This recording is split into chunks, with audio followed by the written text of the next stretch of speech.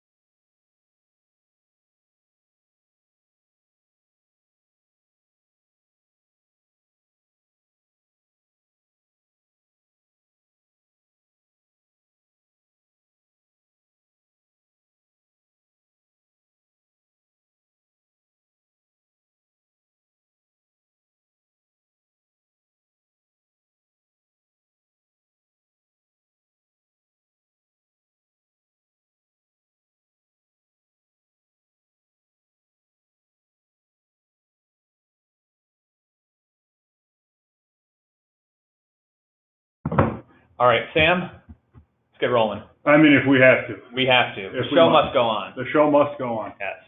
So thank you again, everyone, for joining us today. Where, Sam, we're going to be talking about how do you measure website success? How do you measure website? Well, that's what we're going to go over today. Am I going to learn something? You might. I like learning. Yeah, learning's good. I think you might get something out of this. Hopefully so, because that's the goal. And I hope everyone gets, a takeaway or two. I hope you learn something. I might. I'll learn something about myself, maybe. I don't know. But ultimately, what we're trying to do here is understand how we should really be monitoring website activity today, how it relates to what's going on the showroom floor, and how to avoid getting caught in the pitfalls of looking at data incorrectly. Because that can screw up the whole analysis of a website and actually make things worse than making them better. So, can we address the elephant in the room? I don't see an elephant. There's a very large one in the corner. Okay. And that large one is telling me that some people still like to measure, and I know we'll get into this, but I'm just doing a little precursor here, that the more VDP views you get, the higher likely you are to sell a vehicle. I don't believe that there's any truth to that. I just want to throw that out there, that VDP views don't equal car sales. I just want to start there, and then we'll... Okay. So you're talking about a particular metric that has been thrown around the industry a lot that is somewhat misunderstood. Yes. I've had people tell me, I don't care what's on my SRP, strip everything off of it. If I get them to the VDP, I'll sell them a car. And my head wants to explode when I hear that. Before we get too far ahead of ourselves, you're on the right track. So just so everybody knows, once again, my name is Gino CSO here at Dealer eProcess, and I'm with Sam Vukas, aka the Giant. I need an updated picture. It looks like I don't own a razor. No, you look like a bum. But yeah, Sam, today's agenda is going to be a lot about what we were just talking about.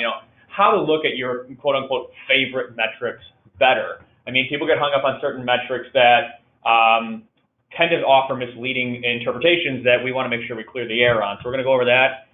We're going to make sure that we're always looking at everything holistically, Sam. And Sam, holistically just means looking at everything all at the same time, all in the same light, apples to apples, so that we're not missing any sort of impact on a result that we would otherwise if we were looking at data in a vacuum, as I like to say, which I will say again, because it's one of my more favorite things. If you're measuring data in space, aren't you technically measuring data in the vacuum? Well, thank God we're on Earth. We're also going to talk about measuring website engagement, which I think a lot of dealers aren't aware of exactly what that means and how it can be done, but it's an important way to understand how people are actually using your site. Not that I previewed this deck at all that you provided me beforehand. I know. But I do want to mention you missed something with the engagement that we'll cover. We'll cover that when we get there. Okay. This is now your favorite topic, leads versus customers. You're driving my OCD crazy by not having customers capitalized. I know, it actually does for me too, but I missed that part. And then we're going to talk lastly about how website data, looking at it correctly, how it can improve your dealership. It's the playbook. It's really the playbook. It's the formula for what you got to do to have your best month over and over again. So without further ado, Sam, let's look at everyone's favorite metrics. What do I mean by that? We all know what they are. Things like bounce rate, things like time on site, pages per visit, page load time, leads, which we'll talk about more and more, PC load letter, time on site, average pages per visit, conversion rate, blah, blah, blah. What does it all mean, Sam? There's maybe 2 things on that previous slide that were relevant. They're relevant. Those things are relevant, but how are they relevant? They're relevant to a certain degree. Yeah. So what's the problem with looking at that data? You know, what's the problem with looking at your bounce rate? Let me tell you. When I talk to dealers, it's okay. When I talk to dealers and they talk to me about that type of data, normally what they do is they look at that data, and like I said, in a vacuum, which means they look at it by itself and use that as the sole determiner about whether or not a certain aspect of their site is good. Because back in the day, yeah, unbeknownst to dealers nowadays, sure, the time on site rating, let's just use that one, was a great metric of someone's intent to buy. Because if they just got to your site and they left in under X amount of time, they probably weren't really shopping. But if it was somebody that came on the site and spent a lot of time, it's because the design of websites were not intuitive. They forced new page clicks each time. So each time you open a new page, you're going to increase your time on site. There'd be things where it'd pop a new window. So there was all kinds of different things that happened on these websites because, let's be honest, they weren't great compared to what they are now. So that is one that I really want to go into and discuss, because if you have a good website, technically, and you know this, your time will go down. You'll be more efficient. Efficiency. Right. So that's what I'm talking about when you look at this set of metrics here, is that these things often tend to get looked at incorrectly or by themselves. So let me just give you an example of what I'm talking about here, Sam. Let's say we have a landing page like the one we have right here. A custom landing page designed to display all current offers to a consumer. Great idea, right? That's definitely something that a lot of consumers are looking for, particularly with a brand like Acura. Especially if they're undercutting the regional offer. Right. Which we know everybody wants to do. If Acura says it's $349 a month, we know that we're going to adjust that down payment figure to be the lower number to get people in. Right. So the idea of the page is good, right? But the idea of the page is good. Let's look at one of our favorite stats on this page, bounce rate. Would you say, in just looking at bounce rate, that page is good? Is a 71.36% bounce rate good? I don't think just looking at bounce rate is a determining factor. In this example, here's my point. Yes. If we were to solely rely on bounce rate to analyze this page, and bounce rate tells us that 7 out of 10 people go to the page and leave the page. It would be a bad page. Right. Oh, so you want me to play along? Yeah, play along for once. 71% is bad, right. You know. So here's my point, Sam, is when we start getting hung up on these metrics, like I want to look at my bounce rate or I want to look at my pages per visit, we ignore the bigger picture. Because, again, according to the bounce rate, this page is bad, but let's look at the rest of the data. And let's understand what this page is designed to do. This page is designed to, A, provide information, which really, if a page provides information the consumer leaves, you don't still think that's a bad visit. But number 2, a secondary function of this page is to generate leads. Now, if we're tracking everything correctly, which I want to say that we are, unless you tell me otherwise, Sam. Yeah. Okay. It gets better every day. Right. There are things in here like scroll and stuff. I wouldn't have brought in source medium because obviously scroll, it's great. No, but Facebook people are scrolling, Google organic is scrolling. But source medium is important here. It is still important, but yes, there's much more than what's shown on the screen other than scroll. There's photo engagement, there's button push. Which we'll get to that in a little bit, but my point here is twofold. Number one, look at how much activity is taking place on this page. So instead of relying on that 71% bounce rate that we just saw as our determining factor of whether or not the page is good, we're actually going into this page a little bit further and seeing what people are doing on this page. Now, this is a screenshot. Obviously, there are 1,000 other engagement metrics that we track here. But I know, at least from multiple different traffic sources, we're getting some good activity on this page. People are consuming this information. Right, you are, Gino. Yes. So it's doing its primary job, which is an informational piece. It's getting them engaged. It's getting them engaged. It's almost funny. It's like CPE stands for something with engagement. Kind of. We'll talk about that. And this has a secondary function, this page, is try to generate leads out of that activity. If I look at this similar data, the amount of people that are actually engaging with that lead form is still pretty high. In fact, this site over the last 30 days, this one page on 184 leads out of 7,400 unique visitors, it's a 2.5% conversion rate. On an automotive website, especially with a specialized page like this, Sam, would you say that is or is not a pretty decent conversion rate? 2.5 is well within the standards. Right. So here we go. We got a site that has a page that has 71% bounce rate. Do you still think that's a problem? No. So do you think that? I mean, when your site overall is getting 3 to 4% of form lead conversion, right, and I'm getting a page that's got 2.5, I'm not too concerned about it if it got 71% bounce. Right. So the big picture idea here, Sam, is that those data points on their own are okay, but holistically, putting everything together, that's where we start to dial in on exactly what's going on. Did you spell holistically correct? I think it did, yeah. No. There's actually, without going too far into semantics and everything, there's different ways to spell that are acceptable. But that's not why we're here today. The reason we're here today is that we want to talk about why we're looking at data in this way. Now, what I just pulled up on the screen, Sam, is something that we've developed here, as you know, and it's given our dealers the ability to take that truly holistic approach with their data. We've gotten so far beyond looking at 2 or 3 different metrics on a website to determine whether or not it's working, to the point that now we know everything that's going on the website and how they all interplay with each other to perform or not perform at any given month. So I'm going to walk you through this here. For those of you who are on the call right now that have a dealer e-process website, this report is live in your dashboard. It's under the Insights icon at the very top. You'll see a colorful button that says Insights on it. It looks like a cell phone bar. Yeah, you got 3 bars of signal. Yeah. Go in there, check this data out. Right. Because it's pretty powerful. Because if I look at what's going on here, it's pretty spectacular to start to see how trends kind of expose themselves based on a lot of varying factors that we don't consider when we don't look at data holistically. So in looking at this dealership right here, just for the point of this example, Sam, I know that this dealership's best month they had in the last 12 months was August of last year. Get out of that. Oh, yeah. So what I've done is I've actually highlighted August of last year, and this report here has told me everything that's going on with the site and the marketing and the traffic and the leads and the inventory in comparison to that month. The reason you see so much red on this screen, Sam, is because everything is worse. Everything comparatively, for the most part, is worse. Wherever you see green is actually where comparatively it was better. So in October, for example, there was more gross on new car sales. This top section right here, Sam, just so everybody knows, and I'm gonna harp on this again because it's so important. This top section is data pulled from the dealer's DMS that we have matched to activity on the website. For us, we don't even start at bounce rate when we analyze the site. We start at sales and revenue. Because if we know sales and revenue are either up or down, we know there either is or isn't a problem going on that we can then back into. Dumb question, because I should probably know this. I expect no less. As you shouldn't. The 269,000, is that in fact matched only, or is that actually? I thought that was sales total out of It's all sales. Okay, thank you. Yeah. I wanted to clarify. The matching comes later, and we'll talk about how not everything can be matched. I was going to jump in and correct you, but I wasn't even certain in my own response. Well, so yes, the 269 is total revenue. Total revenue out of the DMS, right. Not necessarily matched with what they. So let's start looking at it right here now. Without breaking this out, because I'm not live, you can see that there's plus signs and everything. If I break out this area here, I can see every sales lead that was on the site, every finance lead. Finance stands out to me because they didn't have more finance leads in any other month than they did in August. So this might be a dealership that has consumers that are in kind of a credit poor situation that they might want to start to engage with a little bit more because as they get more of those pre-qualifier leads in, we sell more cars. All the way down to lead conversions.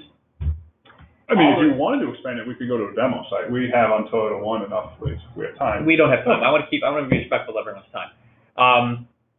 We also take into account lead conversion tools. Now, Sam, this has been a big pet peeve of yours, I know, for a while in managing sites where things like the trade-in tool, the chat tool, the pre-screen tool, and everything were being accounted for in the day-to-day metrics of the site, right? Or people were making gut decisions saying, oh, when I had this tool, I feel like I was doing better. Right. Well, now we can not only just look back at the leads, we can also look holistically at how much you sold, if any of those leads pushed a sale, and attribute everything that's in there. So in terms of looking at the entire site, it's not just about what's going on your site with traffic and everything like that. It also has to do with what you have plugged into your site. 100%.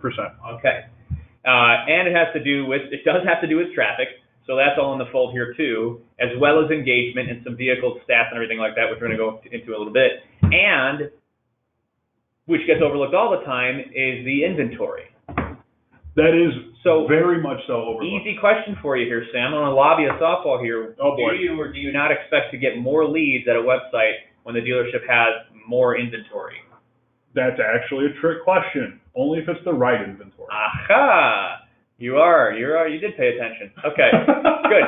But again, how do we know if they have the right inventory? How do we know how much inventory they have? How do we know how that inventory impacts leads and sales? You got to bring it all into the same light. Because it's different for every dealer. It's different for every dealer, every location. It's different with what weather they're experiencing. You could have a really hot summer. You could have a really rainy summer. There's all kinds of different things. But if you don't have a way to go back and look and see how many you stocked at a given point versus how many you sold, and there are so many other intangibles that I'd love to bring into this, and one day we will, hopefully. Yeah.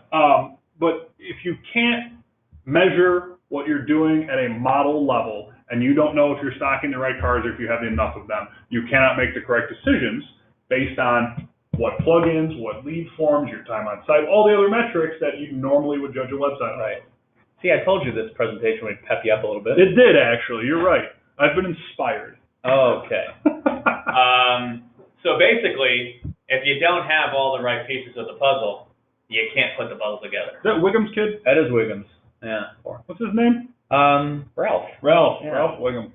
So it's critical to measure everything. And Sam, it's even more critical these days to measure website engagement. Would you agree? 100%. What is website engagement, Sam? Give me the brief 20-second description. I hate to reuse the word, but some of the intangible actions that someone would take on a website. So where there's normally a black hole of data where you spend this money, somebody gets to a website, and again, let's not kid ourselves, we know what the conversion rate on websites are. So you know there's a lot of people browsing your website that are not submitting personal information. But if you can track from a level of what channel that they're coming from, and if they're viewing the pages and what they're doing on those pages, such as photo scroll, video watching, reading details, checking comments, you can better tailor the consumer's experience on that website to help drive the lead, even if they don't necessarily submit their info. Couldn't have said it better myself. So that's why we need to measure engagement, and also because, Sam, we know about 70% of the people that actually walk into a showroom and buy a car took no action on the website, or at least no measurable action. No measurable that we right. can. That we again, typically measure. I saw it plenty in the past. There would be the guy that went on the website and he literally printed out a screen capture of the vehicle and the SRP listing, circled it, walked in and said, "Now I would like to test drive." Now would that show up in your Google Ads conversion? No. Exactly. But if that person came from Google Ads and did that, there's value there. There's value in that activity. I guess nowadays it's more people taking screenshots on the phone, walking and going, "I have this car," and then the salesman looks at the stock number and then they pull the car up. Right. So Sam, how do we measure that traffic? What do? We have to have some way to measure the engagement. Right. So it all boils down to engagement tracking, right? Hey. Now you had mentioned CPE before. Just so everybody's clear and we knows what we're talking about here. CPE stands for cost per engagement, which is a little bit of a misleading stat. I don't know who coined that term, honestly. It's more so meant to be tied to a paid search campaign or anything like that, but CPE has become a little bit of a bigger just overall measure of how people use different aspects of the site. Fair? Fair. Okay. So now we're on the same page there. If we look at the type of activity that we are tracking, you'll see here very little of this has to do with the customer actually taking an action that contacts a dealer. There's a lead form start section in here that we are tracking, of course. Lead form complete, too. There's a lead form complete, so it actually shows how good your lead forms are. But there's things on here like, photo gallery views. I mean, we know dealers print a lot of photos or take a lot of photos for their cars. If we measure engagement, actually, Sam, what we found is that a lot of dealerships take too many photos of their cars. By measuring how many photos on average people get through, we've actually helped dealers save a lot of money because we've had certain dealerships go from 40 pictures of a new car on average to 20 because their engagement showed that less than 2% of all traffic got past photo 21. So that data has helped them save some money and treat their traffic a little bit better. Then we also have areas here that tell us maybe what we need to take off the site that I think we get hung up on a lot, at the dealer level because we have things like Smart Search, and we have things like the specifications tab. But if we look here, roughly 0.2% of all consumers coming to the website actually engaged with the specification tab, which means one of two things, Sam. Number one, it's not even of value to them, or number two, it's in a bad spot on the site, But this now tells us we have to make a change, right? Yep. Either remove it or test it in a different area. Yep. This one's my favorite. 0.18% of people flipped to the next ad flipper space. Sam, how many of your dealers have built more than 6 homepage banners every month? A lot of them. And why? Why is that?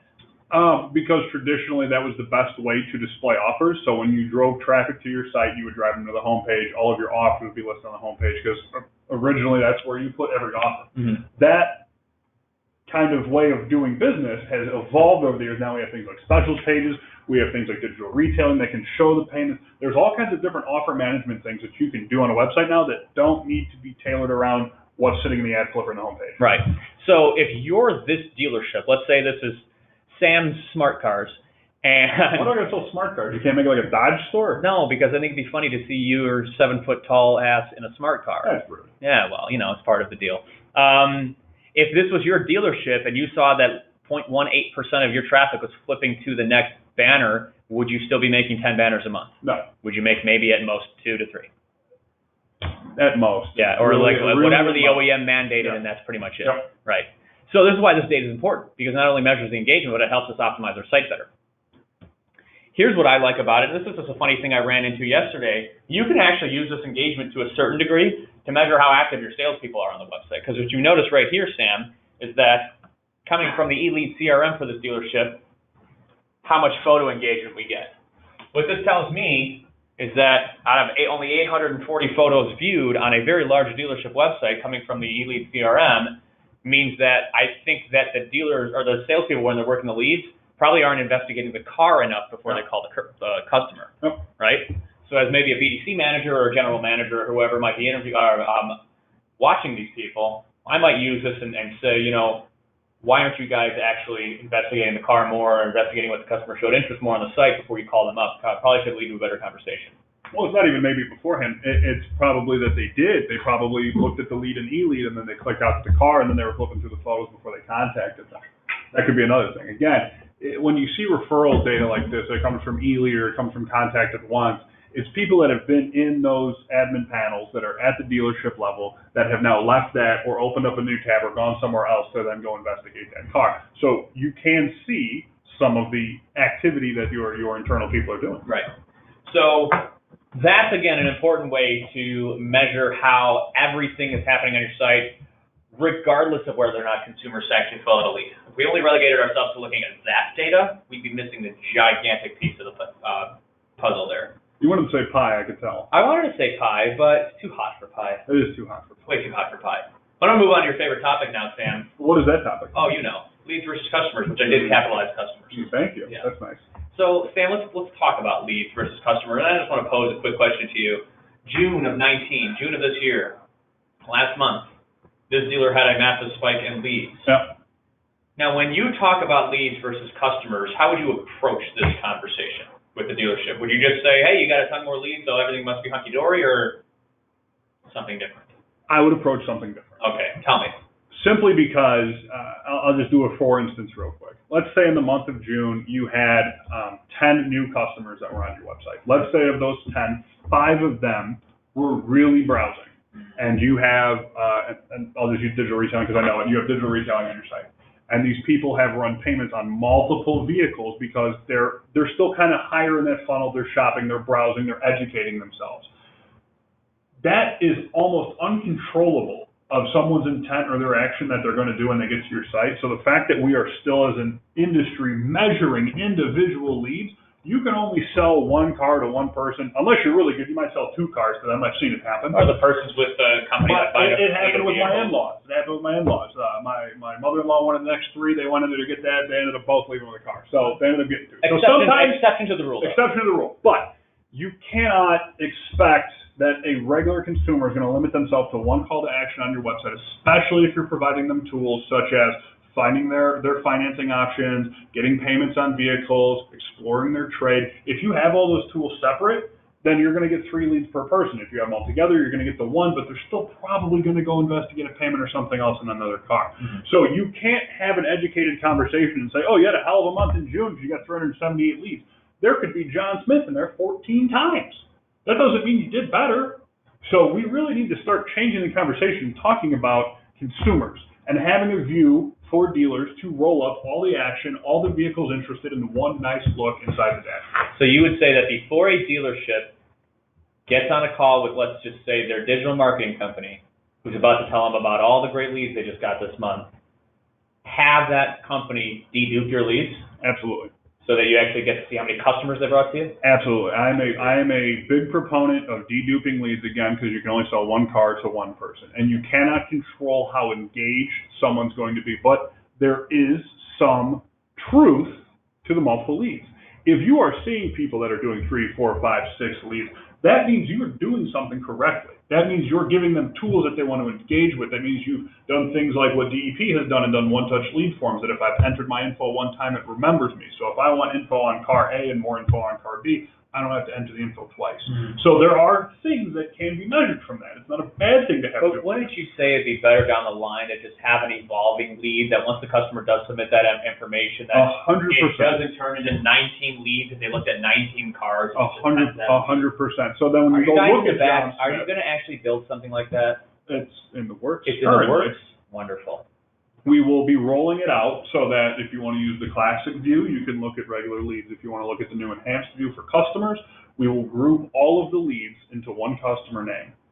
We're having some final structuring of how we want to do the reporting. Because again, if you're John Smith and you submitted 3 in March and 4 in April, there's 7 leads under John Smith. Now you want to look at March. Do we exclude the leads from April? Do you include everything? So there's some things that we're working out still in the back, but from what I've seen and worked with our design team, I really think and I hope it's going to change the way that dealers look at their leads coming into their site. So if any dealers on this call here who are dealering process customers want to get in on, let's say, the beta, would we be open to that? Absolutely. Contact your rep if you would like to be in the beta for the customers versus leads new reporting. We will probably have the beta ready in 3 to 4 weeks, so that would be when we could start getting some of those first-time dealers on there to take a look at it. Excellent. Okay, moving on. I want to talk about how your website can actually improve dealership operations from a data standpoint. And Sam, I want to walk you through a bit of a narrative, okay? This is data we have on another dealership of ours. We obviously track vehicle sales. We're tied to the DMS. We have all of that information. Now, what I'm looking at right here is a report that I can build basically a lot of different metrics into to try to extract some trends or some correlations that could tell us what's really causing sales to take this type of a pattern right here, okay? So first, we're going to layer on vehicle sales. Next, we're going to layer on leads. Obviously, leads are still important. You're not going to sell many cars if you're not generating a lot of leads. Well, before you go on, and I hope you prove my point, because I didn't make it all the way through this slide. Okay. I'm seeing a large spike in leads around the October-November area, but I'm not seeing that replicated with car sales. Well, that's kind of speaks to the flux and the type of leads you're getting. These might be people who are a little bit more high funnel. Let's lay something else on top. Let's see. How about phone calls? Phone calls generally have a little bit of a faster close rate. I see the phone calls went down, the car sales went down. That makes sense. Yeah. And in September, then October, November, phone calls and leads went up a little bit, car sales went up a little bit. Mm-hmm. Now I'm going to pull in a little bit of an X factor, Sam. It's one I mentioned already, but it's so important I'm going to pull it in again. Yep. What do you think this dealer's new car inventory will show in relation to leads? I think it's going to be higher around August, lower in September, and coming back up for October, November. Okay, so you think the leads are going to follow how many new cars are on the lot? 100%. Okay, because this is a new car dealership, so they do have that. And what we find, Sam, is actually kind of the opposite. So what we're looking at right here is a range each month of a high and low count of new inventory.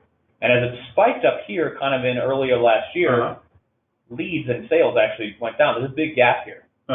So it kind of looks like inventory is reverse correlated here, at least new inventory. Or it could be operating on a delay. You could have a 2-month delay from when your highest peak of inventory is versus when your highest vehicle sales is. Because again, that also has to do with how quickly from start to finish someone gets a car. They may have submitted that lead initially early on. It could mean that the process is slow for new cars in the dealership. But here's the other interesting thing. I removed new cars, went to used cars.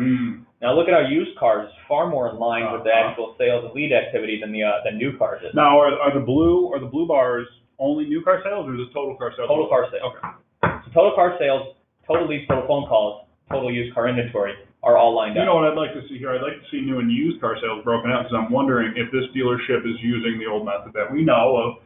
Get the good used car advertised, bring them in, talk to them about it, explain to them the benefits of getting new, and flip them into the new car. Yeah. It's not a bait and switch. No, I It's being a good know, salesman. that's right. But being a good salesman, I mean, also many dealers make a lot more gross on used cars than they do new. So it depends on what their objective is. Are they a volume store? In which case your theory or your strategy might work better than just trying to sell more used cars. And here's the thing, not knocking any OEM brands that may be listening on the wires here, but at the end of the day, a brand new 2019 Acura TLX is the same 2019 Acura TLX that I could buy at another store. And that's where we can get into branding, but we're not going to go that far out there. But we do know from what we've looked at, used cars seem to drive a lot of activity from leads and phone calls, because the way you're stocking used cars could be completely different than the dealership next to you. Sure. So what we have that's noticed, your big advantage.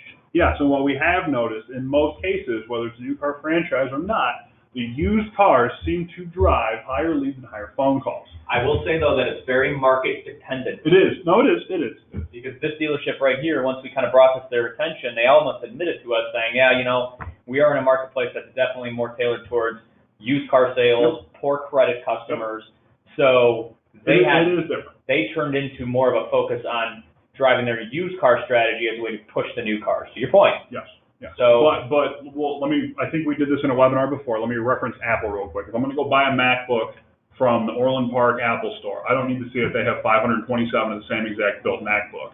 If I'm looking for a black TLX A-Spec, as long as you got it, I'm good. But again, not getting into a branding conversation, talking about brand promise, an Acura ILX A-Spec black with red leather interior is the same no matter where I'm buying it from. But the used car is different. So there is something to be said still again about how you're stocking your. We can go down another rabbit hole. We could go down a whole thing here. here. Another webinar. Yep.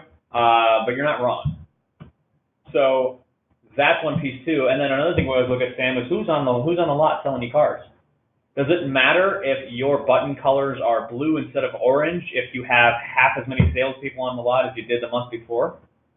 Are you going to sell as many cars? And quality of salespeople too. Right. I mean, you can have a bunch of bodies out If there. you lost a 20-year guy who's got his own book of business and people just refer people to him that would never come to your website anyway. Which is totally something that happens. I know yeah. There's a salesman at the BMW store in Cherville, and I swear this guy, he doesn't have to come into work. Because they just call him and they're ready for a new one. Like this guy literally takes on like no new business ever. So if he were to leave the store, would the store take a hit? Probably would. Would the store take a hit and no amount of marketing would they be able to place that guy? Absolutely. Okay. So we got to keep salespeople in mind there too. So basically, kind of mind-blowing stuff here. Just kind of looking at everything and how it all factors in. And remember, everything we just looked at here didn't have anything to do with website traffic, didn't have anything to do with paid search, and everything to do with what lead forms you have on your site. This is all salespeople and inventory and how it relates to sales, right? So it can make you a better dealership if you look at this data the right way. But ultimately, we still have to dial in, and I always want to wrap up with this. You got to find out how much money you're making off all your activity, match everything to sales. That's why I love our ROI platform. I mean, this dealership in particular here, if they want to call up and ask us why we're spending $7,900 in a month, because that month generated them $35,000 in revenue from Google paid search. And if you don't know that to start, you'll never be able to fully optimize anything of your website. Fair? So now with my creepy thank you slide from Silence of the Lambs, which we were just talking about randomly yesterday, so I figured I'd incorporate it. We were, or you? No, I was with some I other don't remember talking about Silence. So I want to open it up to anyone who has any questions. I really appreciate everyone's time today on a busy Friday. So it's a hot Friday. It's a hot Friday.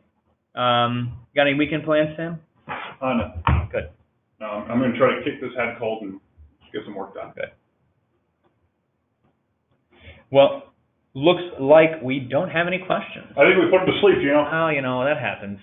It's data. I mean, if you don't like data, it can be dry. But I do appreciate everyone's time today. You'll all be getting a recording of this webinar should you want to re-listen to it, ask any questions. And as we mentioned, if you want to get in on the beta for the new reporting dashboard for leads, it will not happen overnight.